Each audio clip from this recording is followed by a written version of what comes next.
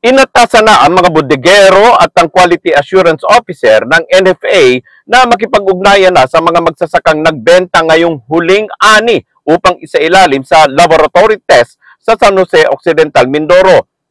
Sa phone interview kay NFA San Jose Branch Manager Elimar Reguindin na ito mano ay tugon sa pahayag kahapon ni Joe Vidal na isang leader magsasaka na hiniling na pigiling pansamantala ang paggiling ng mga palay na huling nabili nito upang alamin ang level ng toxicity nito.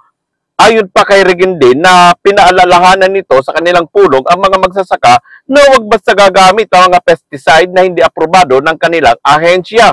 Tiniyak naman ito sa mga farmers na gumawa nito na hindi ito magiging dahilan upang di na bibilhin ang kanilang palay sa susunod na harvest season. Tungkol naman umano sa utos si Secretary Laurel na bilhin na ng NFA kahit na may bukbok ang mga palay, inaantabayanan pa nila umano ang instruksyon mula sa kagawaran upang di umano sila malagay sa alanganin. Kung maglalagay umano sila ng mga may bukbok na palay sa kanilang bodega, ay maaaring madamay pa nito ang mga naunang stock.